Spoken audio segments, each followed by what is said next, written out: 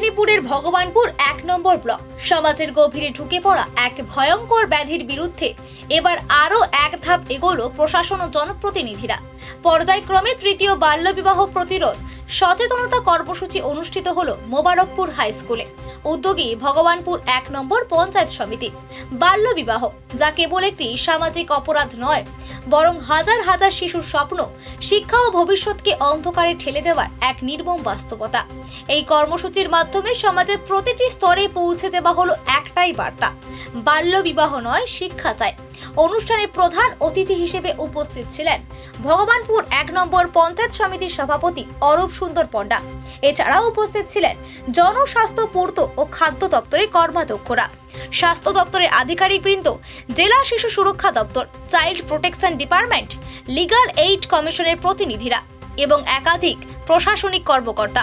সভাপতির বক্তব্যে অরূপ সুন্দর পণ্ডা স্পষ্ট ভাষায় বলেন, বাল্যবিবাহ একটু শিশুর জীবনকে ধ্বংস করে দেয়।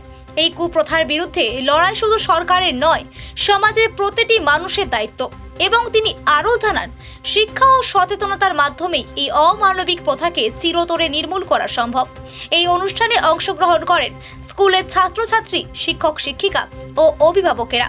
সকলের স্বতঃস্ফূর্ত অংশগ্রহণে অনুষ্ঠানটি যেন এক সচেতনতার সামাজিক আন্দোলনে রূপ নেয়। স্কুলের ছাত্রছাত্রীদের নাচ, গান ও সাংস্কৃতিক পরিবেশনা বাল্যবিবাহের বিরুদ্ধে বার্তা পৌঁছে দেয় সহজ ও হৃদয়স্পর্শী ভাষায়। সবচেয়ে বেশি প্রশংসা কুড়িয়েছে ছাত্রছাত্রী ও শিক্ষক শিক্ষিকাদের যৌথভাবে পরিবেশিত নাটিকা। নাটকের মাধ্যমে বাল্যবিবাহের সামাজিক, মানসিক ও শারীরিক ক্ষতিকর দিক অত্যন্ত সংবেদনশীলভাবে তুলে ধরা হয়। অনুষ্ঠান জুড়ে বক্তারা তুলে ধরেন বাল্যবিবাহ প্রতিরোধে আইনগত সচেতনতা। ত্যাগ করে এই ছেলে বা মেয়েটাকে মানুষ করার জন্য চিন্তা ভাবনা নেন, যে স্বপ্ন দেখেন আপনার ছেলে বড় হবে, আপনার মেয়ে দাঁড়াবে। আজকে সেই জায়গায় আমাদের স্কুলের হেডমাস্টার মশাইয়ের সামনে যে সকল মেয়েদের বা মহিলাদের ছবি রেখেছেন, তারা সবাই এই সমাজে প্রতিষ্ঠিত, তারা সবাই মহিলা। আবার আপনি এখানে যে উপস্থিতি যদি দেখেন, তাহলে দেখুন এখানেও বেশিরভাগ অংশটাই মহিলা। আবার আমাদের যে সকল এখানে আধিকারিকরা এসেছেন, যারা বক্তব্য দিয়েছেন, তাদের মধ্যে পরিমাণ বেশি মহিলা।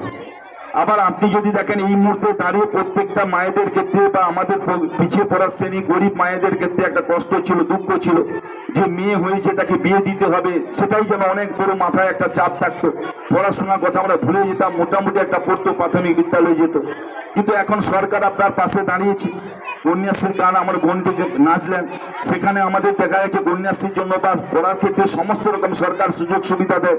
কন্যাশ্রীর জন্য টাকা পাওয়া যায় এবং তারপরে দাঁড়িয়ে তার যখন 8 বছর সম্পন্ন হয়, তাকে 25,000 টাকা এককালীন দেওয়া হচ্ছে।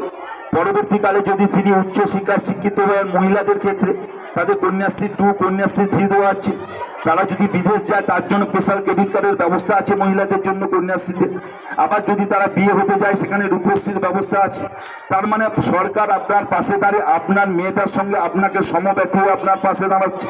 সেই জায়গায় দাঁড়িয়ে আপনি সেই সুবিধাটা পাবেন।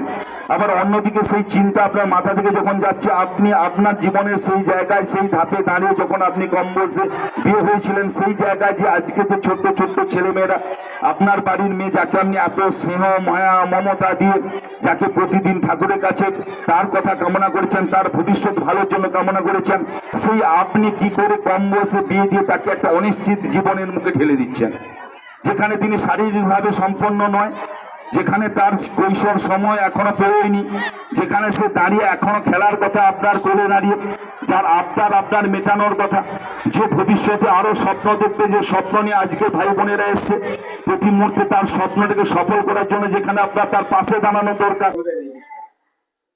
প্রথমেই ধন্যবাদ জানাবো ভগবানপুর 1 পঞ্চায়েত সমিতিকে, আমাদের গ্রাম পঞ্চায়েতের মধ্যে আমাদের বিদ্যালয়কে বেছে নেওয়ার জন্য, এরকম একটা অনুষ্ঠান, একটা শিবির করার জন্য, যাতে করে ছাত্রছাত্রীরা উপলব্ধ হতে পারে, উপলব্ধি করতে পারে আগামী জীবন সম্পর্কে। এবং না, শুধু শিবিরের মধ্যে সীমাবদ্ধতা থাকবে না।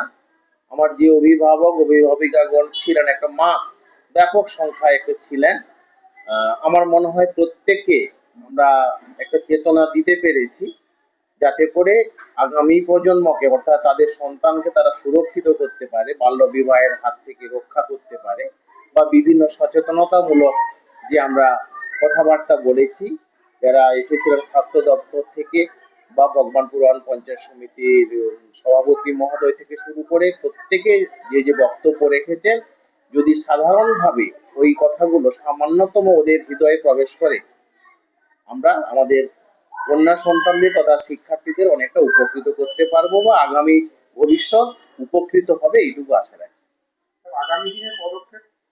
আগামী দিনের পদক্ষেপ আমরা বিভিন্ন সময় স্কুলে বিভিন্ন প্রোগ্রাম করে থাকি, ছাত্রছাত্রীদের আমরা সচেতন করে থাকি এবং এই শিবির থেকে আমরা আগামী দিনে আরো বেশি করে উদ্বুদ্ধ করার জন্য বিভিন্ন প্রোগ্রাম করব বা অভিভাবকদেরকে নিয়ে অভিভাবিকাদের নিয়ে আমরা বিভিন্ন সভা সমিতি করব, যাতে করে আমাদের এই প্রত্যন্ত এলাকায় যে বিদ্যালয় মোবারকপুর অদ্বৈত মেমোরিয়াল এসসি হাই স্কুল একেবারে প্রত্যন্ত এলাকায়, এখানকার যে মানুষজন তাদের সন্তান সন্ততিদের বিদ্যালয়ে পাঠায়, তাদের ভবিষ্যৎ যাতে করে আমরা সুরক্ষিত করতে পারি, এই চেতনাটা আমরা দেওয়ার চেষ্টা করে যাব আগামী দিন পর্যন্ত।